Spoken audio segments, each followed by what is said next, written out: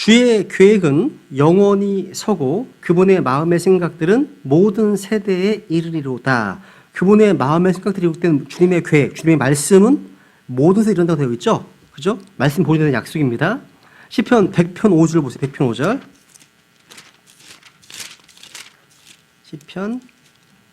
시편만 보죠. 시편 100편 5절에 보면 여기는 주께서는 선하시도다. 그분의 긍휼은 영존하며 그분의 진리는 모든 세대에 지속되는도다. 그분의 진리, 아버지 말씀은 진리라고 말씀하고 있죠. 그분의 진리는 모든 세대에 지속된다 하시네요. 그리고 시편 117편 2절에 보시면 주의 진리가 영원히 지속된다고 말씀하십니다. 영원히. 시편 119편을 볼게요. 시편 119편. 시편 119편 89절에 보시면 오 주여 주의 말씀은 영원히 하늘에 정착되었사오며 영원히. 그리고 또 152절 보시면 주의 증언들로 말하건대 주께서 그것들을 영원히 세우셨음을 내가 애적부터 알았나이다. 주의 증언들을요. 그리고 160절 주의 말씀은 처음부터 진실하오니 주의 의로우신 판단들은 모두 영원히 지속되나이다. 그리고 시편 146편 6절. 시편 146편 6절. 시편 146편 6절에 보시면 그분은 하늘과 땅과 바다와 그 안에 모든 것을 만드셨으며 영원히 진리를 지키시고 영원히 진리를 지키신다고 말씀하십니다. 신약에서요. 요한복음 10장 35절. 요한복음 10장 35절.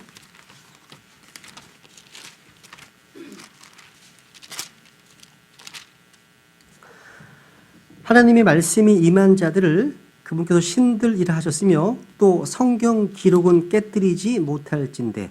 그러니까 파괴시킬 수 없는 책입니다. 파괴시킬 수가 없습니다. 성경은요. 깨뜨릴 수가 없습니다. 그죠? 오늘날 많은 신학자들이요. 자기의 사문학적인 지식이나 언어학적, 고고학적 지식으로 해서요. 하나님의 실수를 수정하려고 하는 걸 시도를 합니다.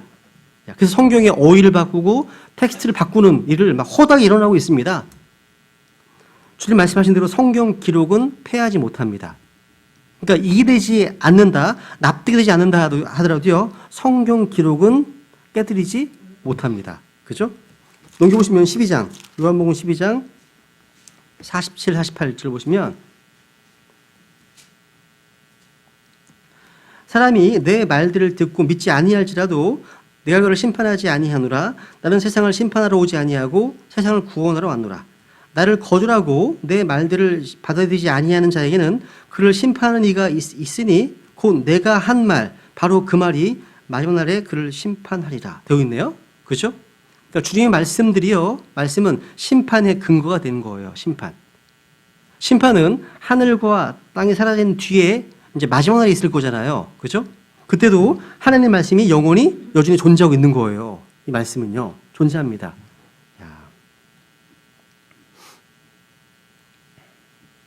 그러면 이제 보존의 교리는요. 아주 논리적인 겁니다.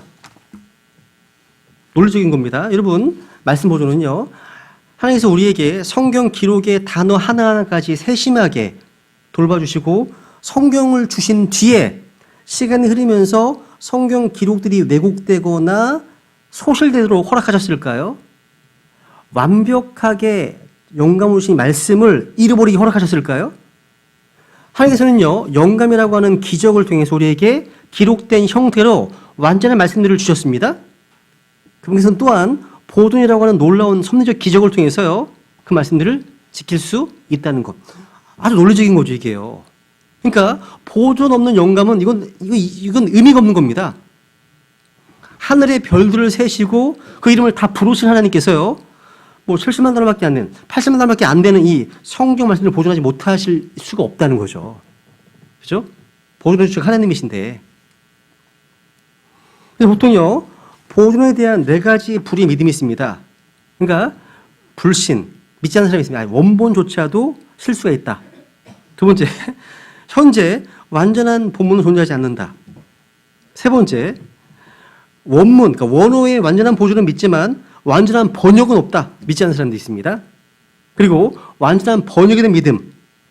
우리네요. 킹제임스 성경. 야. 어떤 사람은 킹제임스 성경이 헬라어를, 히브리어를 영어로 옮긴 일개 번역본에 불과한데 어떻게 옮긴 것이 원래 것보다 좋을 수 있느냐 묻기도 합니다. 성경적으로 옮긴 것이요 원래 것만큼 좋을 것으로 훨씬 더 좋다고 되어 있습니다. 이것도 사무엘 깁의 책에 보시면 잘 나와 있어요. 성경에서 트랜슬레이션을 찾아보면요 항상 이전보다 더 좋은 쪽으로 옮겨져 갔어요. 항상요. 사울로부터 다윗으로 옮겨졌습니다. 또 어둠의 왕국에서 그분의 사랑하는 아들 비트나로 갔습니다. 옮겨졌습니다. 또 에녹 하늘로 옮겨졌잖아요. 더 좋은 곳으로. 그러니까 하나님께서 개입하신 옮김이라면 훨씬 더 좋습니다. 더 좋은 거예요. 좋은 겁니다. 우리는 항상 어떤 문제에 있어도요 성경을 기준으로 판단해야 되는 겁니다. 그래서 항상 모든 옮김이다 더 좋아졌다, 더 향상되었다고 할 수 있는 겁니다. 그죠? 성경에서요 신명기 4장 세 구절 보겠습니다. 세 구절. 신명기 4장 2절 하나님 말씀이 어떤 파수병과 같은 역할을 하는 구절이 있죠. 신명기 4장 2절.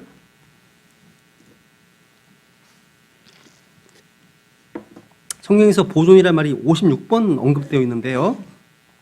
신명기 4장 2절에 보면 너희는 내가 너희에게 명령하는 말에 더하거나 거기에서 빼지 말고 내가 너희에게 명령하는 주 너희 하나님의 명령들을 지키라. 더하거나 빼지 말라. 지키라 하시죠. 지키라고 하십니다. 잠언 30장. 잠언 이제 모세오경에서 한번 나오고 중간에 한번 나옵니다. 잠언 30장 5절 6절. 하나님의 모든 말씀은 순수하며 그분은 자신을 신뢰하는 자들에게 방패가 되시느니라. 너는 그분의 말씀들에 더하지 말라. 그분께서 너를 책망하실 터인즉 내가 거짓말쟁이로 드러날까 염려하노라. 되어 있네요. 더하지 말라. 모든 말 순수하다 말씀하십니다. 성경의 마지막 부분 계시록 22장 18, 19절. 계시록 22장 18, 19절. 우리가 하나님의 말씀을 판단하는 자리에 있는 게 아니라 이 말씀이 우리를 판단해야죠. 그죠? 우리가 말씀을 수정하거나 고치는 게 아니라 이 말씀이 우리를 수정하고 고쳐야죠. 그죠? 순서가 항상. 계시록 22장 18, 19절. 내가 이 책의 대언의 말씀을 듣는 모든 사람에게 증언하오니 만약 어떤 사람이 이것들에다가 더하면 하나님께서 이 기록된 재앙들을 그에게 더하실 것이요. 만약 어떤 사람이 이 대언의 책의 말씀들에서 빼면 하나님께서 생명책과 거룩한 도시와 이 책에 기록된 것들로부터 그의 부분을 빼시리라 하시네요. 무서운 경고죠. 하나님의 손대서 할 수 없다는 겁니다. 이런 세 가지. 모세오경에서, 잠언에서, 계시록에서 세 번. 그러면 이제 보존의 범위. 영감의 교리에서 공부했었죠. 하나님께서는요 이 말씀들에 관심을 가지십니다. 말씀들에요. 성경은 축자 영감을 가르치고 있습니다. 축자 영감인지 뭔지 축자 영감 아시겠죠, 그죠? 축자 영감. 성경에요 수많은 성경 구절들이요 하나님께서 자신의 말씀들을 보존하신다 아주 명확히 보여주고 있습니다.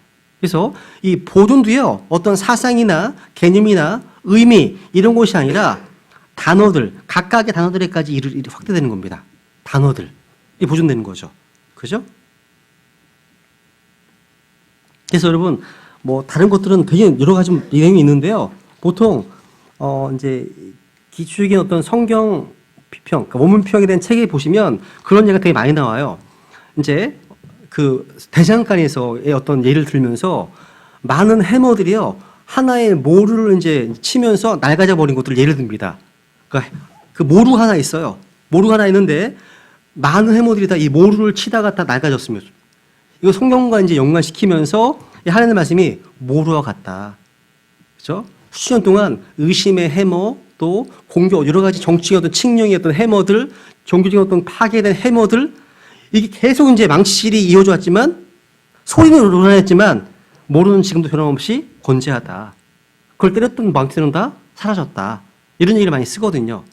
맞습니다. 하나님을 이길 수가 없죠. 그렇죠? 하나님이 지키시는데 누가 그걸 어떻게 건드릴 수 있습니까? 안 되죠.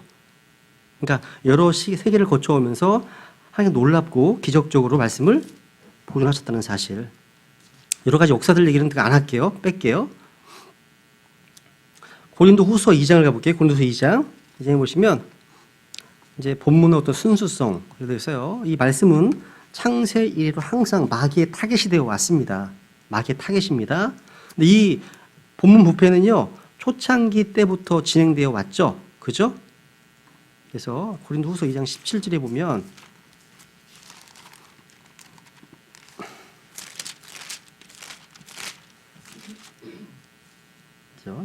우리는 하나님의 말씀 부패시키는 많은 사람들과 같지 아니하고 우리 진실에서 난 자같이 하나님에서 난 자같이 하나님의 눈앞에서 그리스도 안에서 말하노라 되어 있네요. 우리는 하나님의 말씀을 부패시키는 많은 사람들과 같지 않다 되어 있네요. 그렇죠? 오늘날 마귀는 학위를 비롯해서 여러 가지 수단을 동원해서 성경을 부패시킵니다. 그래서 거짓 성서들을 만들어내는 성공했습니다. 그럼에도 불구하고 하나님께서는요, 자신의 말씀들을 신실하게 보존해 주셨습니다. 그죠? 구약 성경에는 여러 가지 이견이 없습니다. 왜냐하면 구약시대 유대 제사장들과 서기관들에 의해서 아주 퍼펙트하게, 완벽하게 보존되어 있기 때문이에요. 그건 이견이 없어요. 그죠? 사실 서기관들이요, 하나님의 말씀을 복사할 때, 또 카피할 때의 모습을 보게 되면 정말 경이롭습니다. 얼마나 완벽한지 몰라요. 그죠? 심지어 이제 윌버 피커링이 썼던 그 글에 보면요, 이렇게 되어 있습니다. 한번 읽어드려볼까 한번? 유대인들은요, 이 성스러운 기록들을 하나님의 말씀으로 간주하고 최고의 경이감과 숭배감으로 소중히 여겼다고 되어 있습니다. 이들은 하나님께서 하늘의 별들보다 율법의 글자들과 음절들에 더 관심을 갖고 계시고 어떤 하나의 점, 획 위에 교리의 산들이 매달려 있다고 주장했습니다. 그래서 이런 이유 때문에 각 글자가 세워지고 그 글자가 얼마나 잘 나오는지 세워졌습니다. 다 했습니다. 그래서 권위 있는 회당 사본에 필사를 하려면 규칙들이요, 아주 사소한 부분에까지 아주 정말 강조되고 실행되었다는 거예요. 그러니까 구약은 별 이견이 없어요. 없습니다. 그래서 신약 같은 경우도요, 이제 여러 가지겠지만 그 폴리캅, 에베소 교회 어떤 감독이던 폴리캅이 이런 얘기를 합니다. 누구든지 주님의 말씀을 왜곡시키는 자는 사탄의 장자이다. 이런 말을 해요. 이 당시부터 성경 본문의 부패가 있었나 봐요. 그러니까 주의 말씀을 변개시키는 자, 왜곡시키는 자는 사탄의 첫째 아들이다. 이런 얘기를 했던 겁니다. 그러면 현재 이런 얘기도 합니다. 이 피커링이 또 매츠거가 쓴 글을 이렇게 또 말합니다.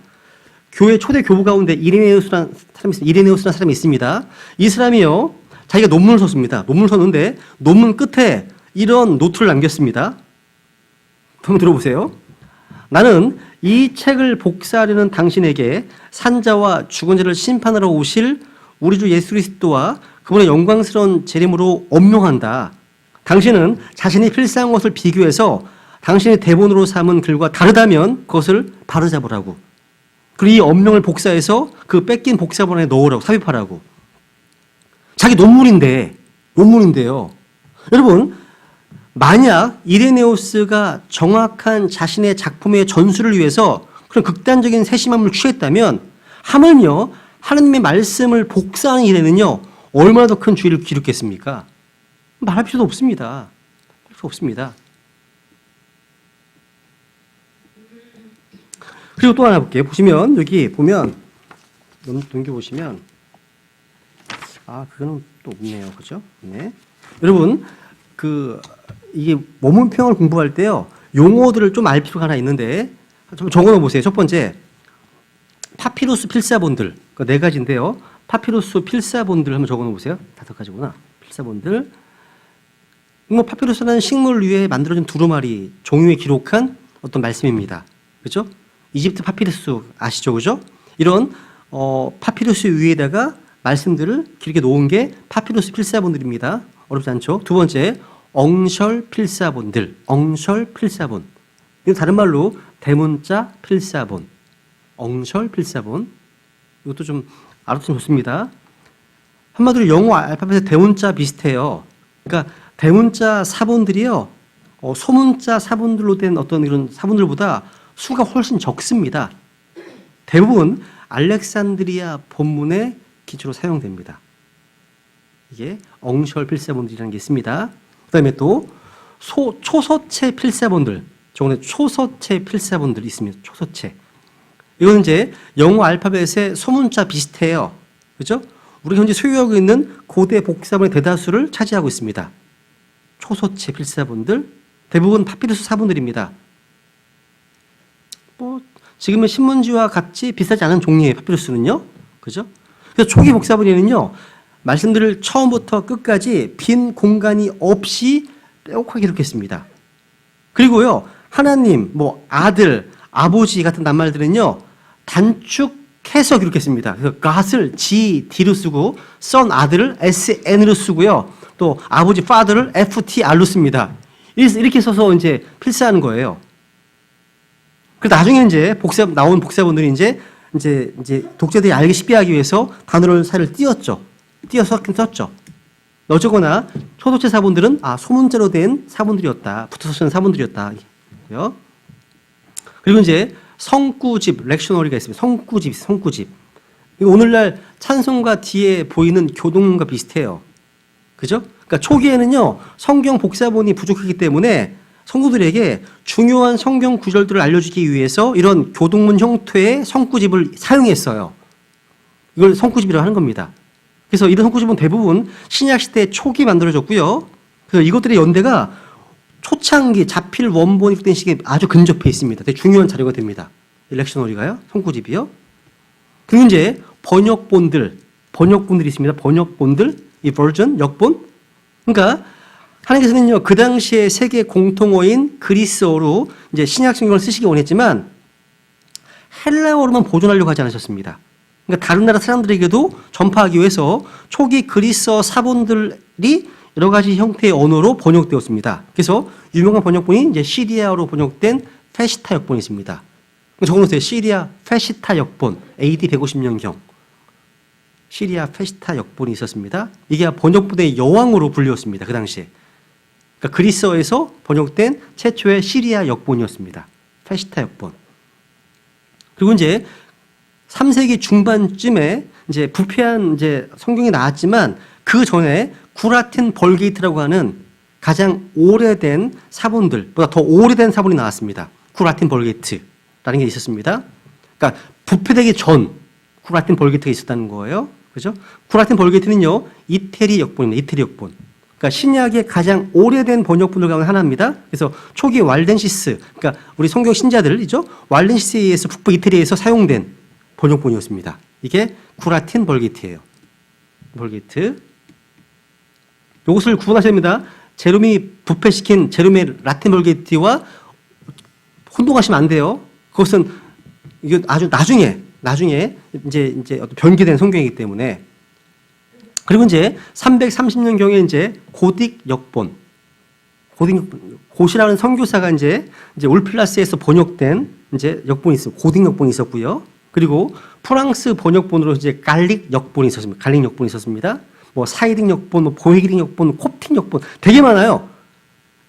이런 거 잡고 가면 힘드실 것 같으니까 할게요. 이제 정경하고 마칠게요. 마지막에 정경은 영어로 이제 캐논이라고 하는데요. 이거는 이제 그리스 말에서 나왔습니다. 정경은요. 한마디로 측량하는 막대기를 뜻합니다. 측량하는 막대기. 여러분, 예를 들어 10m짜리 줄자가 있으면 그 사람을 측정할 수 있잖아요. 근데 그 줄자가 잘못되어 있으면 잘못된 정보로 아무리 노력을 한다 하더라도요, 좋은 결과가 나오지 않습니다. 그죠? 그래서 기준이 되는 자는 정말 중요한 겁니다. 정경은 표준이 되는 막대기이기 때문에 중요합니다. 이 막대기를 가지고서 이단 교리를 판단할 수 있고 교리적으로 옳은지도 판단할 수 있는 기준이 삼을 수 있기 때문이죠. 그죠? 기준입니다. 기준. 그래서 우리 하나님의 백성들은요, 하나님의 연구를 주신 이 책들을 자연스럽게 인정하기 시작했고, 구약 39권, 신약 27권 이렇게 이것이 60권 정경으로 확립되었어요. 그런데 로마 캐톨릭은 60권의 정경 이외에 다른 책들도 포함되어 있잖아요. 그래서 정경의 문제가 있는 거예요. 정경의 문제. 그럼 이제 어떤 기록들이 참된 성경 기록으로 이제 인정되었는가 한번 정리해 볼게요. 우선 정경이라는 단어의 의미는 이제 헬라어로 카논으로 자를 의미합니다. 자. 이 정경이라는 단어가 그 처음 사용한 것은 아타나시우스에 제일 처음 사용되었습니다. AD 한 3세기경, 4세기경에 제일 처음 사용되었습니다. 그래서 이 과정은요, 어떠한 기록들이 참된 성경 기록으로 이제 측량하고 결정하는 과정이 정경화 과정이에요. 정경화 과정. 정경화는 어떤 책에 주신 하나님의 권위를 인정하는 거였습니다. 이건 단순히 그 책이 권위를 주는 게 아니었습니다. 그러니까 정경화는 하나님께서 결정하시고 사람이 발견한 거예요. 발견한 겁니다. 그래서 오해하면 안 됩니다. 정경화 과정은 사람이 하는 게 아니에요. 하나님이 써놓은 모든 말씀만이 정경이 될 수 있기 때문에 사람의 말은 정경이 될 수가 없습니다. 정경은 하나님이 정해주시는 겁니다. 그죠? 하나님이 정하는 겁니다. 그래서 정경이 되는 이유는 한마디로 그 속에 하나님의 영감이 들어있기 때문이에요. 영감이요? 하나님의 영감이 들어있지 않으면 사람들이 아무리 노력을 한다 하더라도요, 정경이 될 수 없습니다. 예를 들어서 바나바 서신, 에녹 서신, 이건 정경이 될 수가 없는 거죠. 사람이 쓴 거니까. 그죠? 그래서 어떤 책의 정경성을 결정하기 위해서 일반적으로 네 가지 기준이 있습니다. 첫 번째, 기자. 두 번째, 내용. 세 번째, 수용. 그 다음, 영감과 권위입니다. 기자는요, 기록한 사람이 하나님께서 임명한 사람이었는가. 그러니까 성경 기록의 대원은요, 하나님의 거룩한 사람들에 의해서 주어졌습니다. 그죠? 그러니까 하나님께서 정하신 사람들. 그러니까 자기가 원하는 대로, 자기 생각대로 쓰는 게 아닙니다. 그죠? 하나님의 거룩한 사람들이 하나님의 움직이심에 따라서 말하고 기록한 겁니다. 이게 판단이 기초됩니다. 구약 같은 경우는 대원자였는가, 하나님의 대원자였는가, 신약은 사도였는가, 목격자였는가, 그죠? 이런 겁니다. 그래서 예를 들어서 허마의 목자 같은 외경은요, 사도 요한의 죽음 후에 기록됐기 때문에 대부분의 크리스천들이 거부했습니다. 거부했어요. 그러니까 기록자가 중요합니다. 두 번째, 내용인데요. 그 안에, 이 말씀 안에 하나님의 능력이 들어있느냐 하는 겁니다. 히브리서 4장에 보면 하나님의 말씀은 살아있습니다. 권능이 있습니다. 그죠? 말씀하고 있죠? 그러니까 말씀이 살아있기 때문에 이 말씀을 듣고 읽는 사람들 가운데 삶의 변화가 생기는 능력의 말씀이라는 거죠. 그죠? 우리가 어떤 위인 전기나 이런 걸 읽어도 감화를 받고 감동을 받습니다. 그걸 자기 삶의 모토로 삼기도 하고, 그죠? 근데 우리가 읽는 이 책이 창조 하나님의 말씀이라고 믿으면 이 말씀이 우리 속에 들어온다면요, 삶이 바뀌는 거예요. 변화되는 거죠. 그죠? 그래서 사도행전 17장 16절에 보면요, 16절에 보시면 세상을 뒤집어 엎는 사람들이 나와요. 세상을 뒤집어 엎는 사람이 나옵니다. 이건 하나님의 말씀이 온 세상을 뒤집어 엎었다는 겁니다. 그러니까 이 말씀이 들어가는 곳마다 우상에 돌아서게 되고 이방 잡신과 분리되는 일이 생긴다는 거죠. 그죠? 이 기준이 되는 겁니다. 베드로전서 1장, 베드로전서 1장을 볼게요. 1장, 베드로전서 1장에 보시면 하나님의 말씀 속에 하나님의 능력이 있는가, 역동적 어떤 능력이 있는가. 베드로전서 1장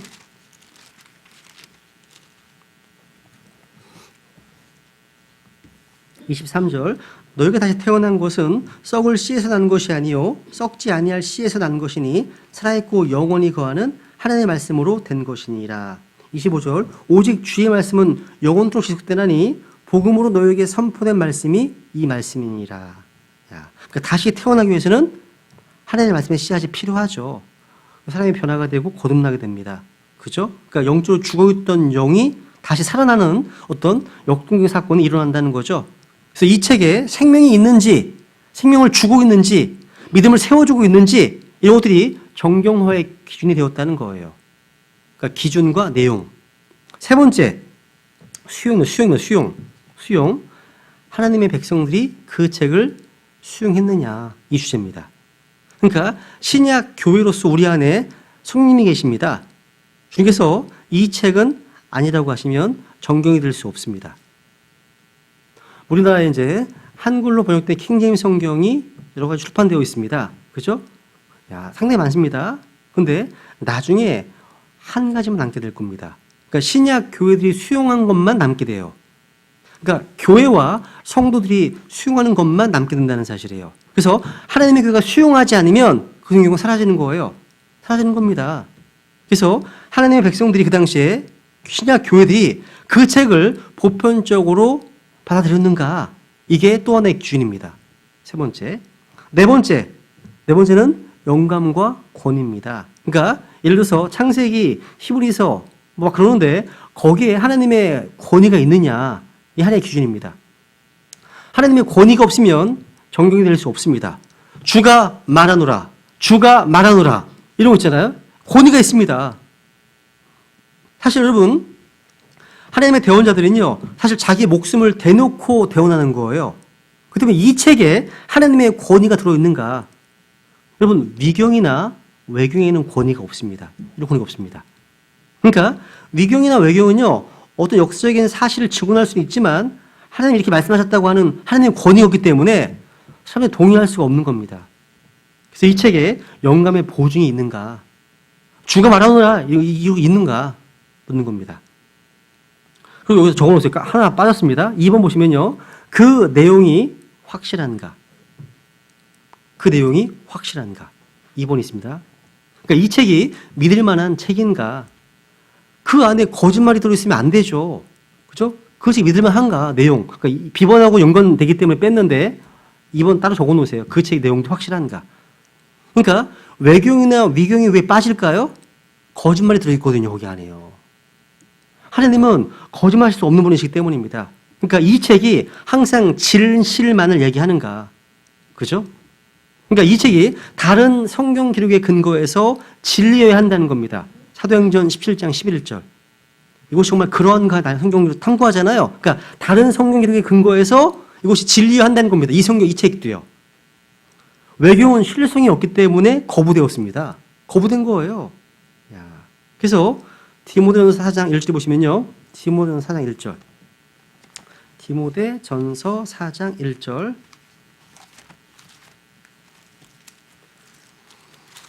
디모데전서 4장 1절 보면 이제 성령께서 분명히 말씀하시기를 마지막 때에 어떤 사람들이 믿음에서 떠나 유혹하는 영들과 마귀들의 교리들의 주의를 기울이라 하시는데 여기 마귀들의 교리가 나오네요. 유혹하는 영들과 마귀들의 교리가 나오죠. 그죠?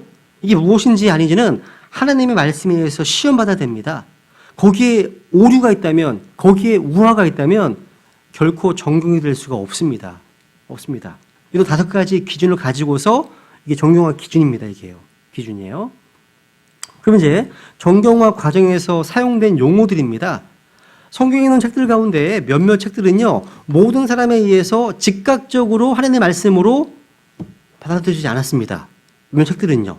성경의 책들 가운데요. 반면에 성경이라고 주장하는 많은 수의 책들은 즉각적으로 거부되었습니다. 그래서 여기 용어들이 하나 있어요. 말이 좀 어렵죠?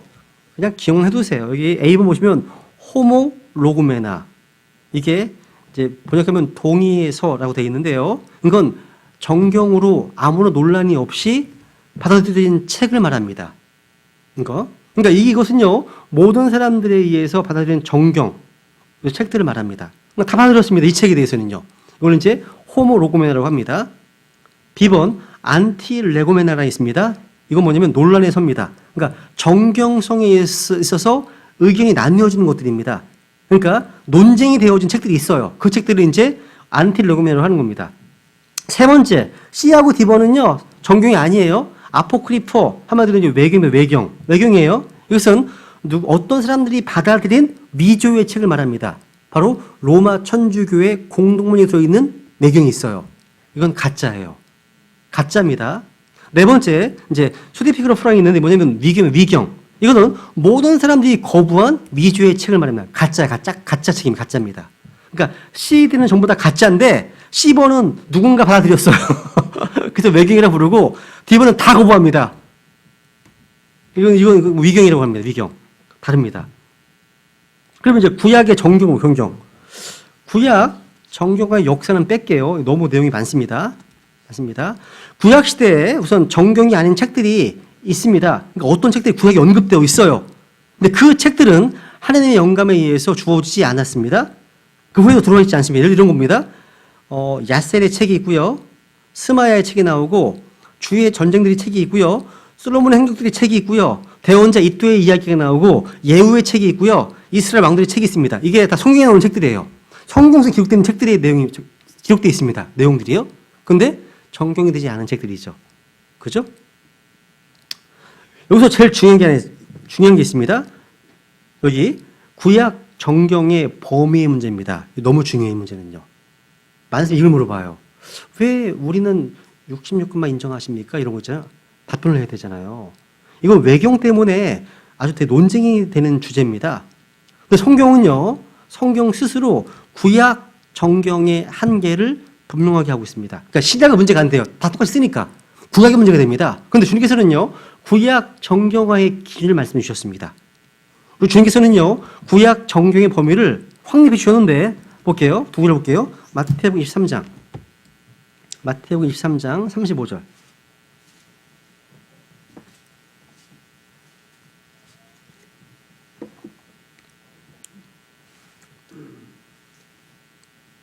마태복음 23장 35절.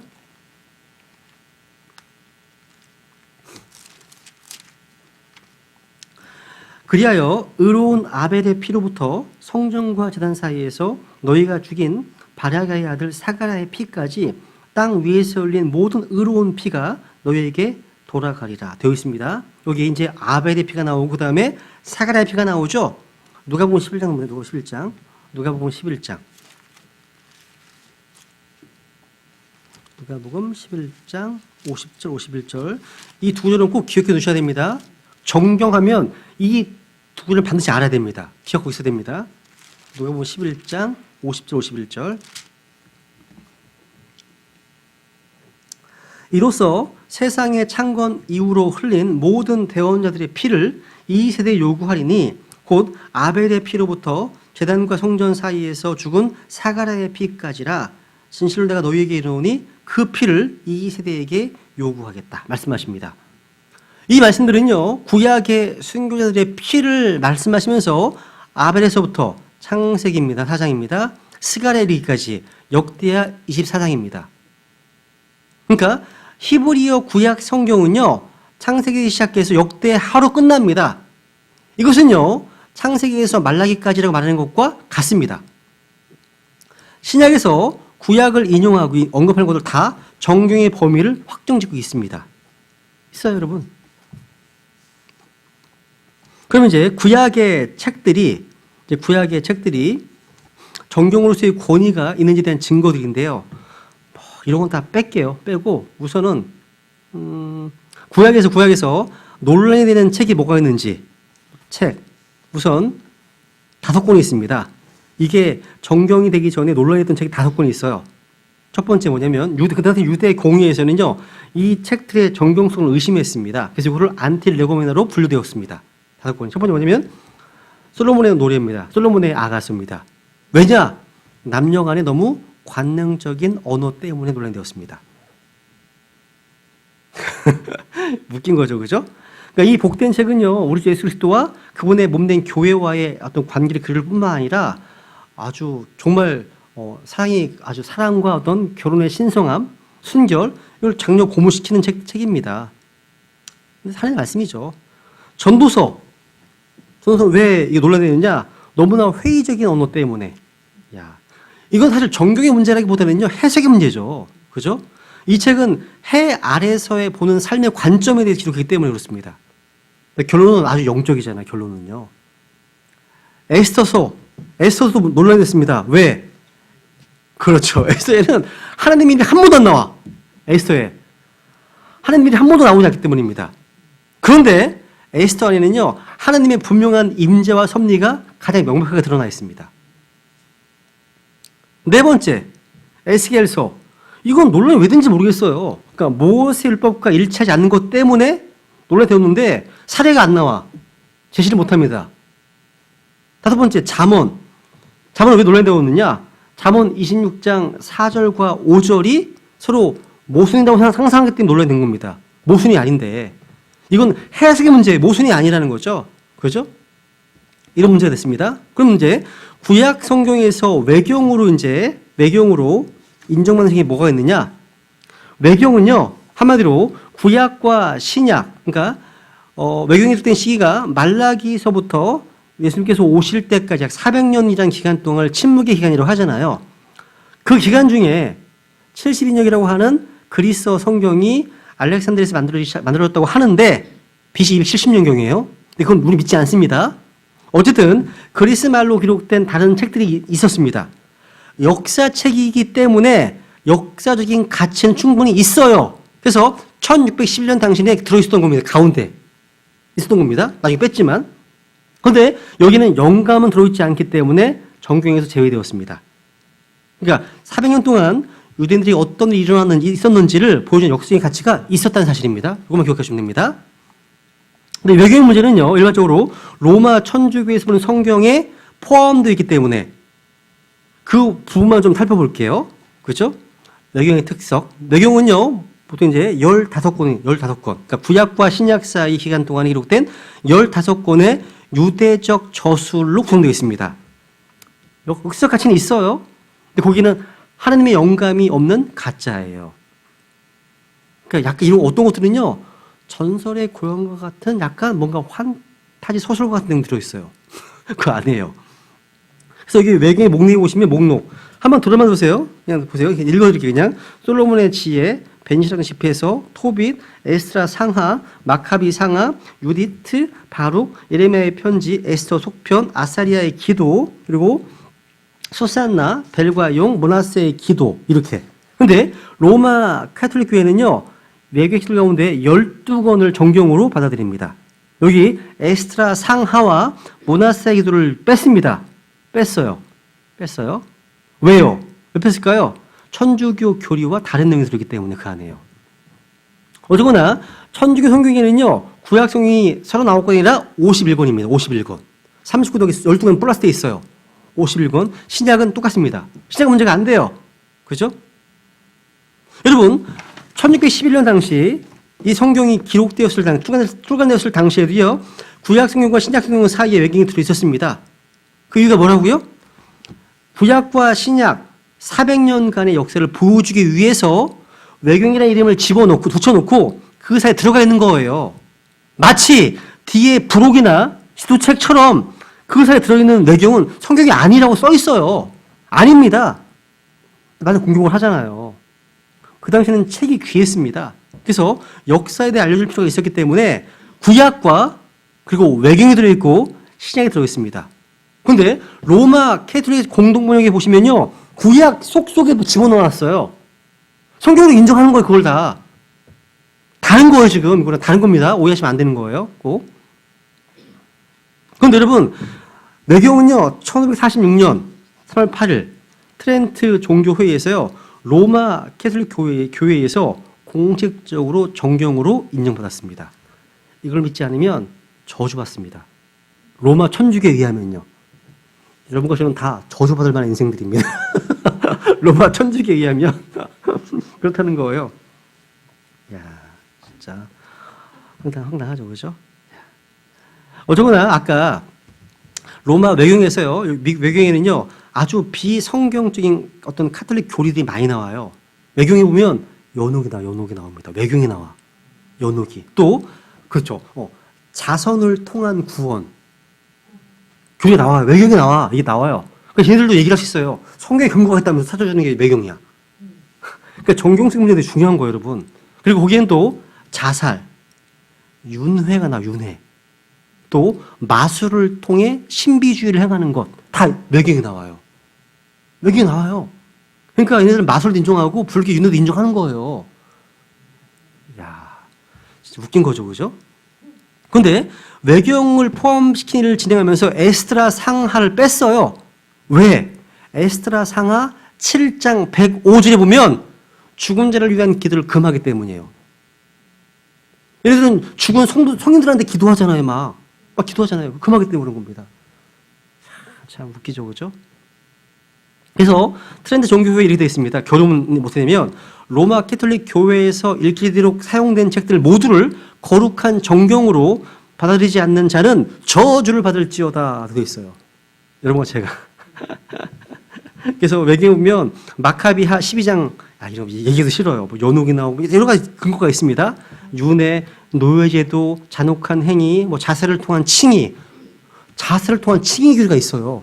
이게 마카비하 14장에 나옵니다. 이런 걸 왜 인용해야 할지 모르겠지만 또 환생도 있습니다. 솔로몬의 지혜 8장 19, 20절 나옵니다. 암살, 암살. 그래서 제시트가 암살을 하나? 그죠? 이런 글이 있었던 거, 암살. 또 주문 외우는 거, 마술적인 주문을 외우는 게 나와요. 다 이게 외경에서 나오는 거예요, 보니까. 성경에 없는 거. 야.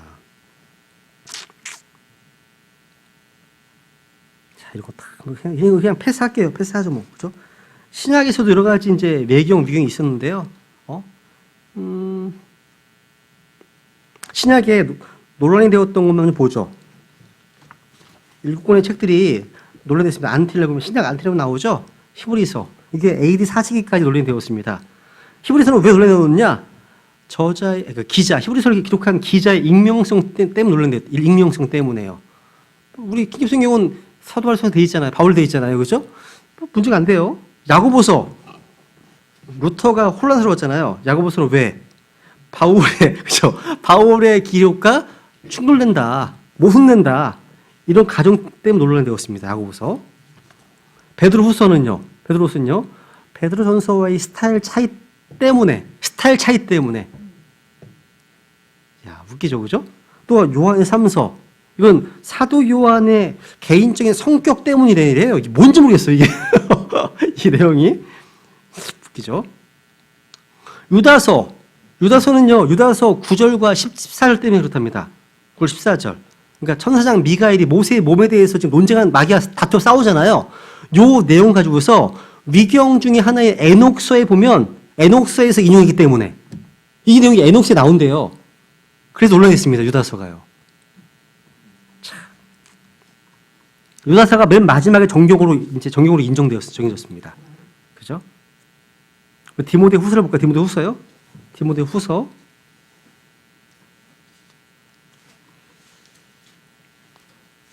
자, 위경 중에 하나는 에녹서에서 인용이기 때문에 성경될 수 없다? 공격을 많이 받았다는 거예요. 그죠? 디모데 후서 3장 7절, 8절 보세요. 보시면 항상 배우나 결코 진리를 아는 데 이르지 못하니라. 그런데 얀네와 얀보레가 모세를 대적한 것 같이 이들도 진리를 거역하나니 이들은 마음이 부패한 자들이요 믿음에 관하여는 버림받은 자들이니라 되어 있죠. 여기 얀네와 얀보레는요 다른 성경에 안 나옵니다. 출애굽기 7장에 안 나와요. 이 디모데는요 유대인 대원자들의 말이나 역사 기록을 통해서 알게 된 거예요. 이게요. 또 야고보서 5장 17절에 보시면요 엘리야를 말씀하시면서 3년 6개월 동안 비가 오지 않았다고 말씀하고 있습니다. 엘리야 당시 기근의 어떤 기간이 3년 반이라고 야고보는 기록하고 있습니다. 근데 열왕기상 17장 18장에 보시면 3년 반 이런 기록이 안 나와요. 없습니다. 나중에 점진적으로 우리에게 계시해 주신 거예요. 이게 다 내용입니다. 이런 내용 많아요. 되게 많습니다. 그리고 이제 계시록도 논란이 됐습니다. 왜? 전천녀주의적인 가르침 때문에 논란되었습니다. 계시록의 순서가 그렇죠. 교회 시대 나오잖아요. 이게 이런 순서 때문에. 그러니까 이 책은 후천년, 무천년 그런 기초를 놓은 성 어거스틴 하나님의 도시라는 책을 묻어버리거든요. 아예 이게요. 그럼 신약에 위경에 뭐가 있냐? 위경. 몰라도 돼요. 위경 바나바 서신, 고린도 서신, 클레멘트 서신, 허마의 목자, 디다체, 베드로 계시록 여러 가지 있습니다. 이런 거 몰라도 돼요. 없습니다. 그리고 또 신약에는요 거짓 복음서들과 거짓 행전들과 거짓 서신들과 거짓 계시록이 있습니다. 되게 많아요. 특히 신약이 많아요. 그래서 거짓 복음서에 보면요 안드레 복음, 바들로메 복음, 바나바 복음, 마띠아 복음, 도마 복음, 베드로 복음, 빌립 복음, 니고데모 복음 이런 게 있어요. 다 가짜예요. 가짜입니다. 또 행전도 마찬가지입니다. 되게 많아요. 저거는 이렇게 정경성 문제는요 가장 중요한 게 아까 얘기했던 주님께서 정하신 신약 구약 성경 정경의 범위가 제일 중요해요. 그것만 잘 기억해 두시면 될 것 같습니다. 오늘 여기까지 좀 하죠 뭐. 내신 없으니까요. 네, 마치겠습니다. 네.